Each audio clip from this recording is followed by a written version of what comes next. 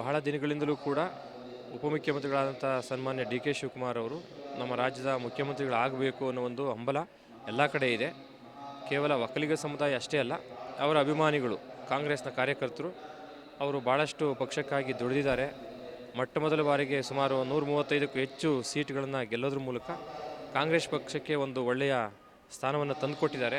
ಮತ್ತು ಅವರು ಒಳ್ಳೆಯ ಅಧ್ಯಕ್ಷರಾಗಿ, ಪಕ್ಷದ ಅಧ್ಯಕ್ಷರಾಗಿ ಚೆನ್ನಾಗಿ ಸಂಘಟನೆ ಮಾಡಿ ಪಕ್ಷ ಈ ಮಟ್ಟಕ್ಕೆ ಬರಲಿಕ್ಕೆ ಕಾರಣಕರ್ತರಾಗಿದ್ದಾರೆ. ಅವರಿಗೆ ಅಧಿಕಾರ ಸಿಕ್ಕರೆ ಇನ್ನಷ್ಟು ಪಕ್ಷವನ್ನು ಬೆಳೆಸ್ಬೋದು ಅನ್ನೋದು ಅವರ ಕಾರ್ಯಕರ್ತರ ಮತ್ತು ಅವರ ಅಭಿಮಾನಿಗಳ ಒಂದು ಉದ್ದೇಶ. ನಾವಾದರೂ ಕೂಡ ಅವರು ಈ ರಾಜ್ಯದ ಮುಖ್ಯಮಂತ್ರಿ ಆಗಿ ಈ ರಾಜ್ಯವನ್ನು ಇನ್ನಷ್ಟು ಗಟ್ಟಿಯಾಗಿ ಕಟ್ಟಲಿಕ್ಕೆ ನೆರವಾಗಲಿ, ಅವರಿಗೂ ಕೂಡ ಅಂಥದ್ದೊಂದು ಅವಕಾಶ ಸಿಕ್ಕರೆ ಒಳ್ಳೆಯದು ಅನ್ನೋದು ಒಂದು ಭಾವನೆ. ಕಾಂಗ್ರೆಸ್ ಪಕ್ಷ ಭಾಳ ಶಿಸ್ತಿನಾಗಿ ಹೈಕಮಾಂಡ್ನಿಂದ ಏನು ತೀರ್ಮಾನ ಬರುತ್ತೆ ಅದಕ್ಕೆ ನಡ್ಕೊತೀವಿ ಅಂತೇಳಿ ಸನ್ಮಾನ್ಯ ಉಪಮುಖ್ಯಮಂತ್ರಿಗಳು ಕೂಡ ಹೇಳಿದ್ದಾರೆ. ಅವರು ನಿಜವಾಗ್ಲೂ ಶಿಸ್ತಿನ ಸಿಪಾಯಿ, ಪಕ್ಷವನ್ನು ತಾಯಿಯಾಗಿ ಪ್ರೀತಿಸಿದಂಥವ್ರು. ಆ ತಾಯಿ ಮಗನಿಗೆ ಯಾವುದೇ ಮೋಸ ಮಾಡೋದಿಲ್ಲ ಅನ್ನೋದು ನಮ್ಮ ನಂಬಿಕೆ. ಆ ತಾಯಿಯ ಕೃಪೆ ಅಂದರೆ ಏನು ಪಕ್ಷದ ಕೃಪೆ ಅವ್ರ ಮೇಲೆ ಬೀಳಿದೆ. ಅವರು ಮುಖ್ಯಮಂತ್ರಿ ಅಂತೂ ಖಂಡಿತ ಆಗೇ ಆಗ್ತಾರೆ. ಈ ರಾಜ್ಯಕ್ಕೆ ಒಂದು ಒಳ್ಳೆಯ ಕೆಲಸವನ್ನು ಮಾಡ್ತಾರೆ ಅನ್ನೋದು ಸಮಸ್ತ ಕನ್ನಡಿಗರ ಒಂದು ಮನೋಭಾವ.